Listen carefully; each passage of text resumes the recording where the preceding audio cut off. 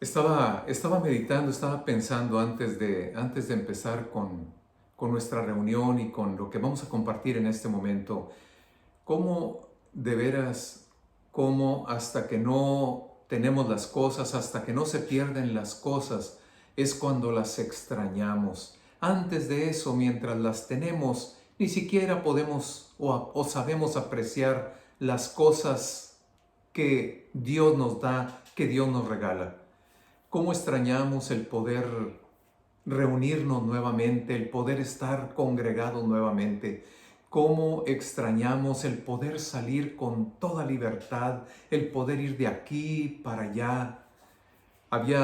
En mi mente había tenido un plan y dije, estoy esperando nada más que mi nieta tenga unos cuantos meses para llevarla a la playa, pero la verdad es que con la situación como estamos y el confinamiento que tenemos, no lo he podido hacer. ¿Cómo añoramos esos días? De veras.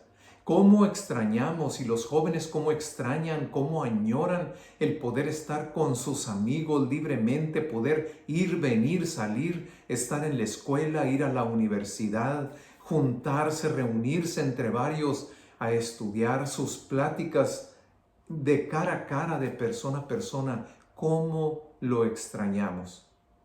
Y te quiero decir algo, que la misericordia de Dios ahí está. Y la misericordia de Dios, la bondad de Dios, ahí está y está lista. Solamente tengo que entender un par de claves, un par de detalles que es importante que reconozcamos.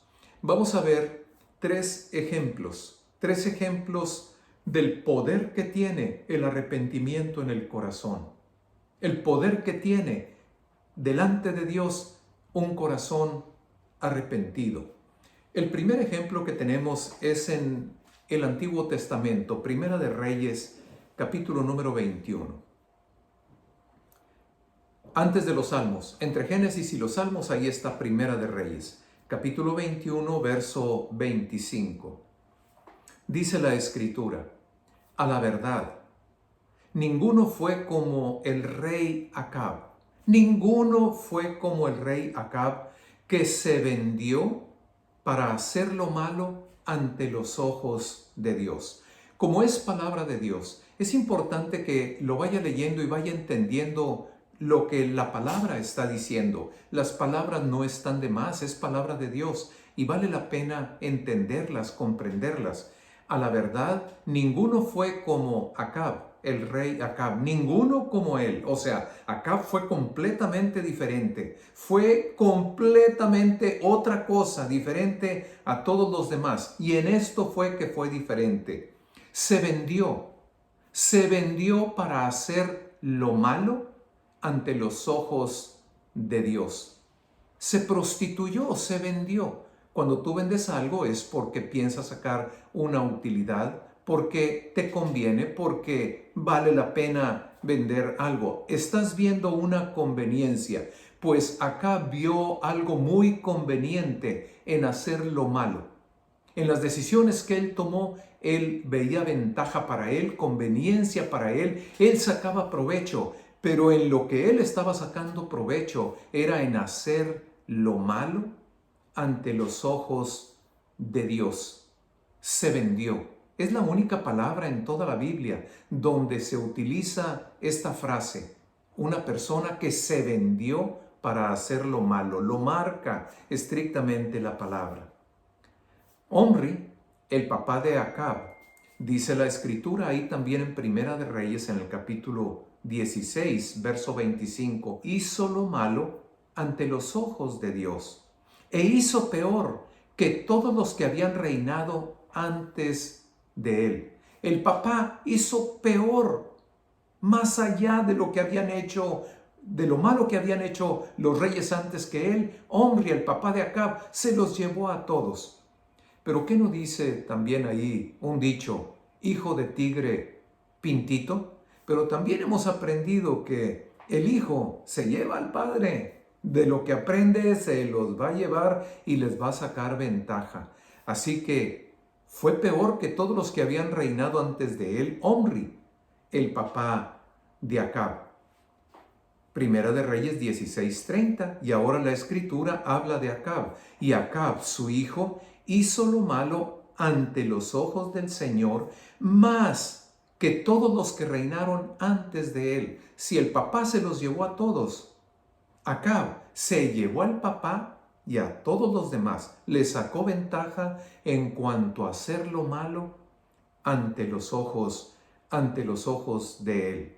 Dentro de las cosas que se atrevió a hacer este hombre desobedeciendo a Dios, fue y tomó esposa de un pueblo que no era el pueblo de Israel, cuando Dios les había dicho: cuando des tus hijos en matrimonio o cuando tomes varones para tus hijas y que se casen, no los busques en otro pueblo, porque te van a apartar de la fe, te van a apartar de la fe en el único y verdadero Dios. Y así fue lo que pasó con este hombre. Se casa con una mujer de otro pueblo y dice que aparte de eso fue y sirvió al Dios de su esposa.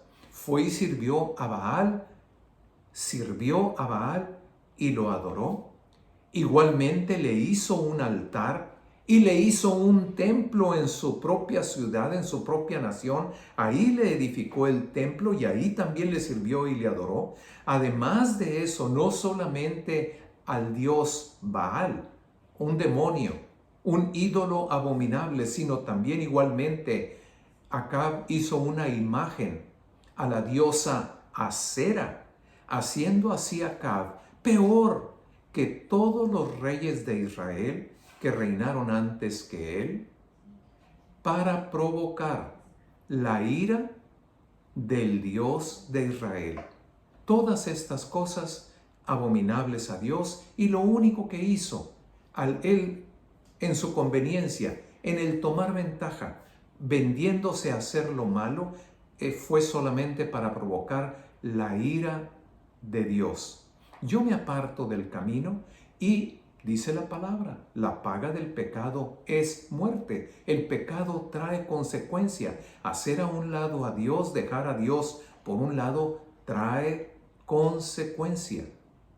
Y la consecuencia del pecado no es realmente muy agradable. Así que acá provocó la ira del Señor, el Dios de Israel.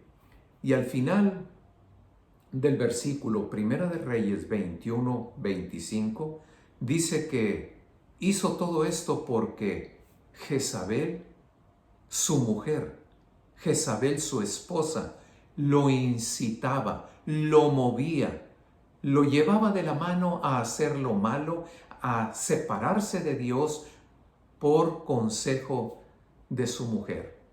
Verso 26. Él fue en gran manera abominable y había provocado, quiero repetir esta parte, con sus acciones había provocado la ira de Dios, porque el pecado trae consecuencia. Un día viene y se aparece delante de Acab el profeta Elías. Y el profeta Elías trae palabra de Dios para Acab. Y el profeta Elías declara sobre Acab el juicio de Dios. Habiendo provocado la ira de Dios, ahora viene Elías y declara sobre Acab el juicio de Dios. Un juicio de maldición sobre él, sobre su vida, sobre la vida de su esposa, sobre la vida de su familia, de sus hijos y de su descendencia, de su posteridad. Y cuando escucha Acab el juicio de Dios sobre él y sobre su familia, sobre su descendencia y sobre su posteridad, dice la Escritura, versículo 27, sucedió que cuando Acab oyó estas palabras, rasgó sus vestidos, se puso cilicio sobre su carne, sobre su cuerpo, ayunó, durmió también en cilicio. El cilicio es una tela muy áspera y normalmente en el Antiguo Testamento lo usaban en un tiempo de amargura, de llanto, de dolor, de humillación delante de Dios. Se puso esa tela áspera sobre su cuerpo, ayunó, durmió sobre esa tela áspera. Pon atención en esto. y anduvo humillado. Se humilló. Se humilló. Dice la palabra, Dios resiste a los soberbios. Dios los resiste. Dios está en pleito. Dios se opone. Dios va en contra de los soberbios, de los altaneros, de los fanfarrones, de los presuntuosos. Dios está en contra, se opone y resiste a esas personas. Y podemos ver que una persona puede ser soberbia y arrogante, pero conforme a los demás. Pero la soberbia en contra de Dios. ¡Qué insolencia! La soberbia en contra de Dios. Porque dice que este hombre ahora anduvo humillado, se humilló delante de Dios, reconoció a Dios. Escucha, dice la Escritura, dice la palabra de Dios, que si confesamos con nuestra boca que Jesús es nuestro Señor, es nuestro Rey, y creemos en nuestro corazón que Dios le levantó de los muertos, somos salvos. ¿Cuál fue la primera condición? ¿Cuál fue la primera parte? Reconocer al Señor Jesús como Rey y Señor de nuestra vida. Dice el Señor Jesucristo en una parte, ¿por qué me dices Señor, Señor? ¿Por qué me llamas Señor y no haces lo que yo digo? Gran insolencia, grande soberbia es hacer a un lado lo que Dios dice, hacer a un lado lo que Dios manda. Añoramos las cosas de antaño, nuestras reuniones con los amigos, nuestras salidas, nuestro viajar, el ir y venir. Estando aquí en la frontera con México, añoramos el poder cruzar y poder estar en México y regresar a los Estados Unidos, estar con la familia allá y regresar. Lo añoramos, lo extrañamos. Cuando nosotros en lo que hacemos no podemos lograr nada, la misericordia de Dios está lista esperando que cuando menos no lo hagamos a un lado. Grande soberbia, arrogancia es decir que tengo a Dios, pero no hacer lo que Dios dice. Para muchos de los cristianos, para muchos de nosotros, hay cosas que nos agradan en la Biblia, hay cosas que no nos agradan. Hay cosas que queremos hacer, pero hay cosas que decimos, no, yo creo que aquí Dios se equivocó. ¿Crees tú que nuestros pensamientos son mejores que los de Dios? ¿Que nuestros caminos y nuestras apreciaciones son mejores que las de Dios? ¿Por qué me llamas Señor, Señor? ¿Por qué dices que soy tu Señor? ¿Por qué dices que me sigues en el camino, que sigues mis pasos cuando no hacemos lo que Dios manda y lo que Dios dice? Dice la palabra entonces, volviendo acá, que cuando oyó el juicio de Dios sobre él, su familia, su casa y su posteridad, el hombre fue golpeado en su corazón de tal manera que no, dice la Escritura, se humilló en ese momento. Anduvo, dice la Escritura, anduvo humillado. Humillarse delante de alguien es reconocer a alguien como Rey, como Señor, reconocer a alguien que está por encima de nosotros. Nos encanta estar por encima de los demás, nos encanta ser mejores que otros. Y el gran pecado de Satanás fue, allá en el monte de Dios, allá en su monte, allá quiero poner mi trono. El hombre se humilló, anduvo humillado. Y escucha qué fue lo que pasó. ¿Qué había hecho Acab? Todo lo malo, peor que todos los que habían hecho lo peor. Se los llevó a todos, se llevó a su padre, provocó la ira de Dios. El juicio de Dios fue declarado sobre él. Versículo 28. El hombre anduvo humillado al final del 27. Se humilló reconociendo a Dios. Versículo 28. Entonces vino palabra de Dios al profeta Elías nuevamente y le dijo: ¿No has visto cómo Acab se ha humillado delante de mí? ¿No has visto a este? Y nosotros agregamos todo eso: malvado, perverso, malo, homicida, todo lo que tú quieras, todo lo que había hecho. ¿No has visto cómo se ha humillado delante de mí? Y entonces, por cuanto se ha humillado delante de mí, ese juicio que fue declarado no va a venir sobre él en su vida. El juicio vendrá cuando esté reinando su hijo. Dice la Escritura que Dios no resiste un corazón contrito y humillado, contristado, un corazón que llora, un corazón que se duele delante de Dios. Dios no lo resiste. Dios no puede. A un corazón contrito y humillado, Dios no lo va a despreciar jamás. Y cuando aquel hombre, habiendo hecho lo más malo, lo peor y peor que todos los demás, cuando Dios lo vio humillado, Dios nuevamente habla al profeta para decirle: el mal, el juicio no va a venir en la vida de este hombre. Sí va a venir el juicio, pero vendrá después.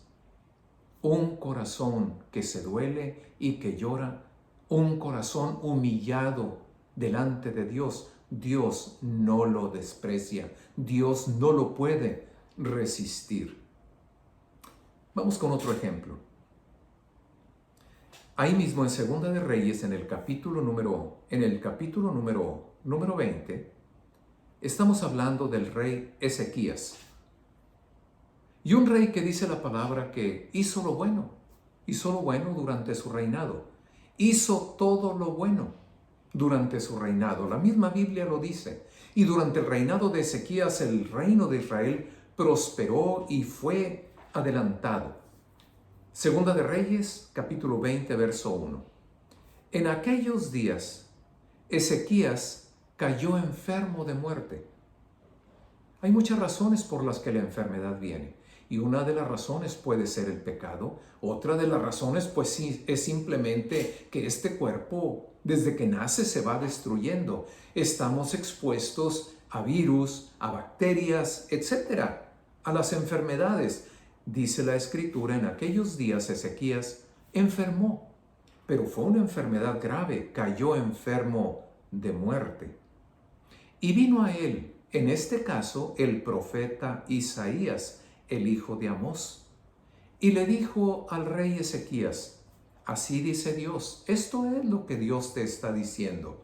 Así como vino Elías para declarar un juicio sobre Acab por su comportamiento, por sus malos hechos, por su soberbia en contra de Dios, no tomándolo en cuenta y no tomando en cuenta la palabra de Dios, sino desechándola, dice que en este caso, al enfermar Ezequías, viene el profeta Isaías y le dice: Dios dice así: ordena tu casa, ordena tus cosas, pon en orden todas tus cosas, porque vas a morir, no vivirás, vas a morir.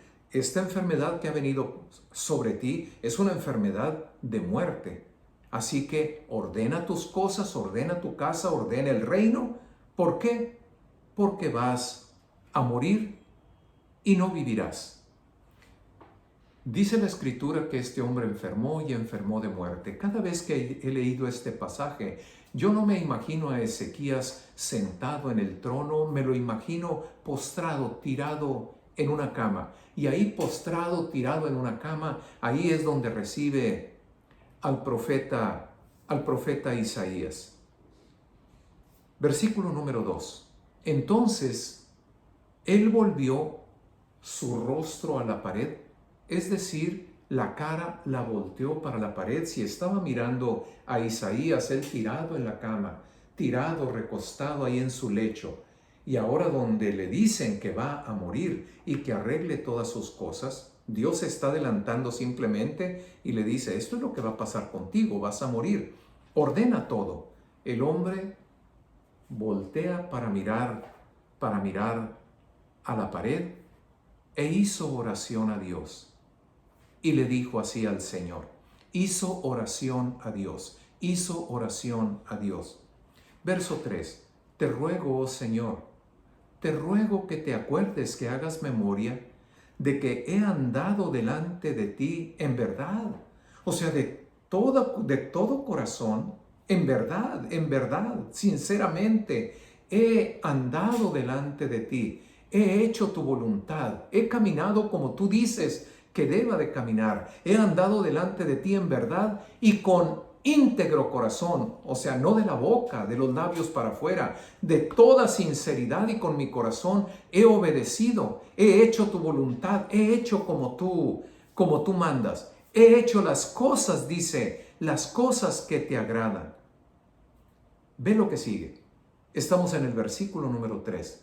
Lloró Ezequías con gran lloro, orando delante de Dios y diciéndole, recuerda lo que he hecho, Señor, te he servido, he andado en tu voluntad, y lloró, pero lloró de una manera, lloró con grande lloro. Y estamos viendo que dice la Escritura, y la cita es el Salmo 51, verso 17. Al corazón contrito y humillado, no despreciarás tú, oh Dios. Y vemos cómo el peor de todos se humilla delante de Dios y quebranta el corazón, toca el corazón de Dios. Y ahora en este caso dice la Escritura que cuando oye esas palabras este hombre se pone a orar rostro hacia la pared y empieza a decir las cosas que él hizo y cómo se condujo durante esta vida, y empezó a llorar de una manera que la Biblia dice, lo describe como lloró con grande lloro. Pero a un corazón contristado, un corazón que llora, que se duele, Dios no lo desprecia, Dios no lo puede resistir. Verso 4. Antes que Isaías llegara hasta la mitad del patio del palacio, antes que llegara hasta la mitad del patio, volvió nuevamente a venir palabra de Dios a Isaías y le dice a Isaías, regrésate con Ezequías. Verso 5, vuelve y dile a Ezequías, príncipe o rey de mi pueblo.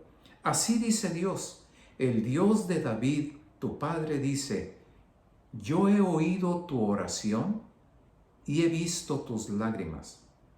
Es importante que entendamos que no se trata de lo que yo haga o lo que yo me merezca, porque la verdad dice la Escritura que si decimos que no le hemos fallado a Dios, que no hemos pecado, nos estamos engañando a nosotros mismos y le hacemos a Dios un mentiroso, que Dios dice que pecamos y que nos volvemos a equivocar. No te estoy diciendo que no es importante que caminemos en el camino de Dios y que sigamos los pasos de Cristo. Te estoy diciendo que aún y con ese deseo y con ese impulso y con la gracia del Espíritu Santo, aún así fallamos y caemos delante de Dios. Ve lo que fue más importante. En el caso de Acab, lo que importó delante de Dios cuando le dijeron a Elías fue, se ha humillado delante de mí.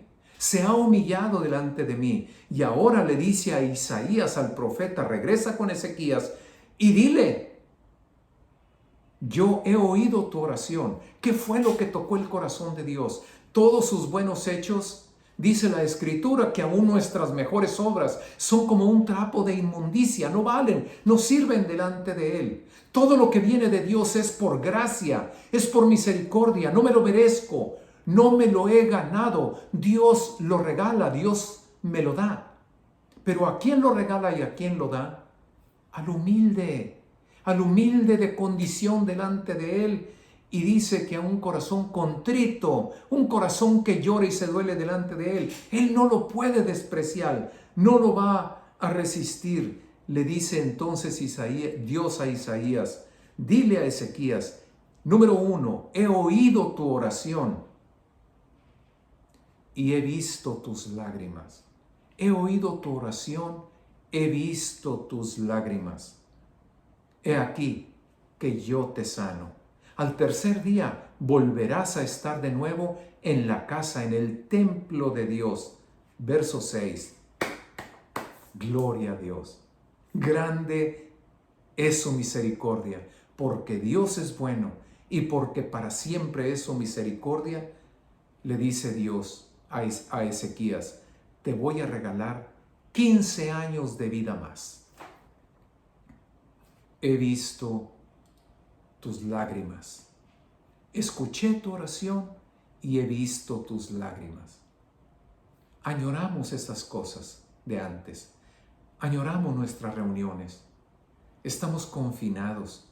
Vemos entre las familias y las personas matrimonios que se están destruyendo, familias que se deshacen simple y sencillamente por la ansiedad, la carga que es estar confinados a un lugar, el no poder ver a los amigos, el no poder reunirnos, el no poder ir a la escuela, el no poder estar en la universidad, el no poder estar nuevamente con los compañeros de trabajo, en contacto con los clientes. ¡Qué vida! ¿Cómo la añoramos y cómo la deseamos? 2 puntos hemos visto. Humillémonos delante de Dios. Enderecemos el camino. Volvamos a la senda de Dios. Deja tus ideas personales y sigamos a Dios. Humillémonos delante de Dios, obedeciéndole y reconociéndole como Dios. No caigamos en la categoría de aquellos a los que luego les dijo Cristo, ¿para qué? ¿O por qué me llamas Señor, Señor? Y no haces lo que yo digo, o haces lo que te conviene. Cuando ahí está la palabra tan clara. Y número 2, el dolor en el corazón.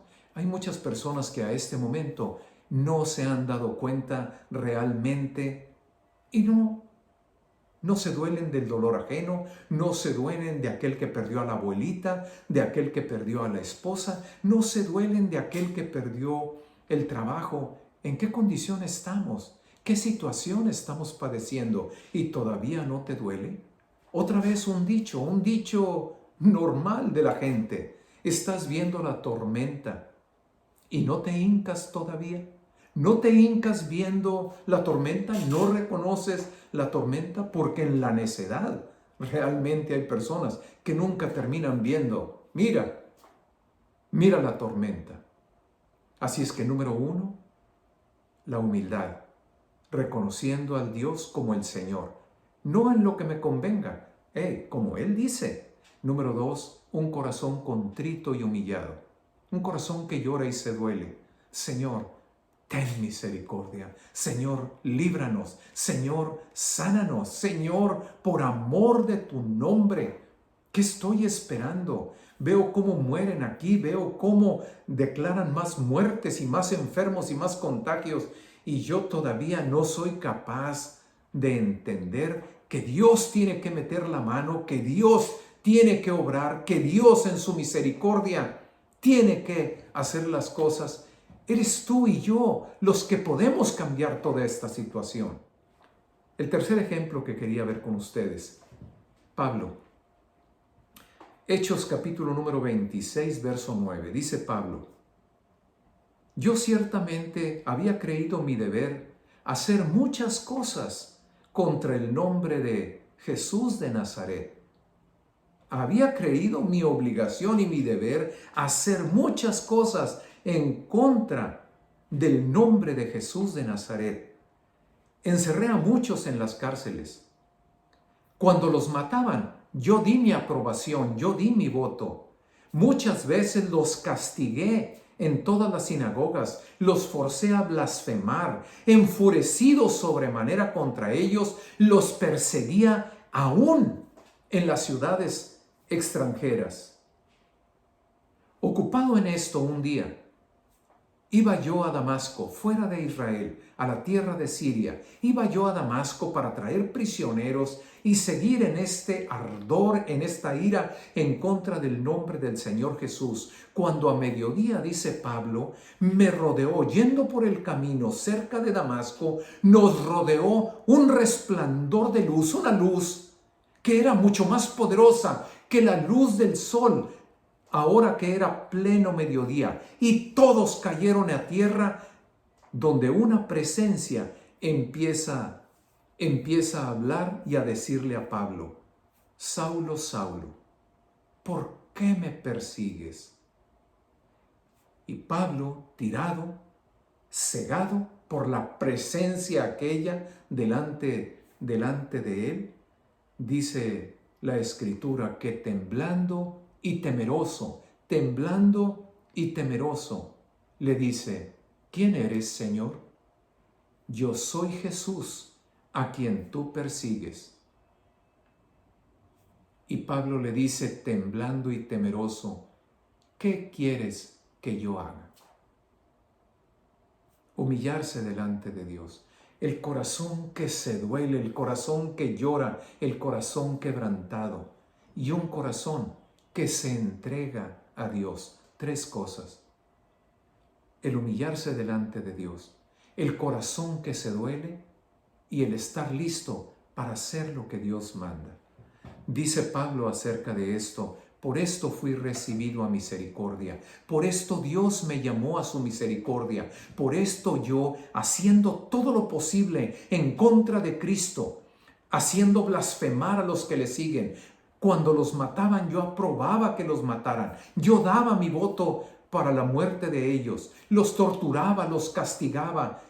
Y haciendo todo eso en contra de ellos, fui recibido a misericordia, para que Jesucristo mostrara en mí, el peor de todos los pecadores, toda su clemencia, para ejemplo de los que habrían de creer en Él.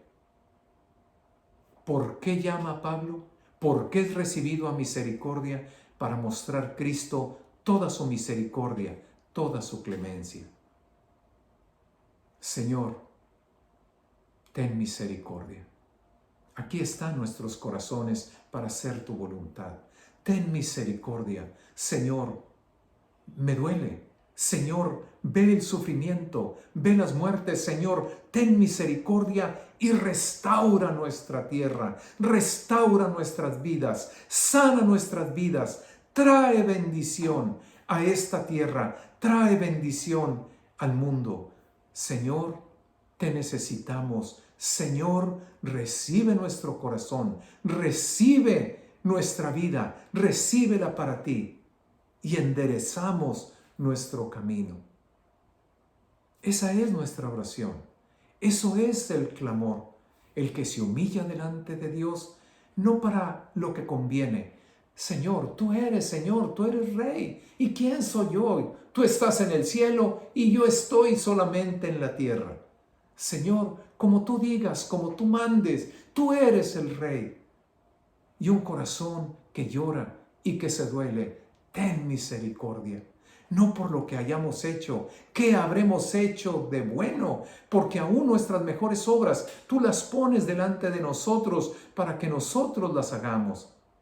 Señor, tu misericordia, tu clemencia, tu bondad se engrandecen sobre los cielos. Señor, respóndenos y restáuranos en el nombre de Jesús. Amén.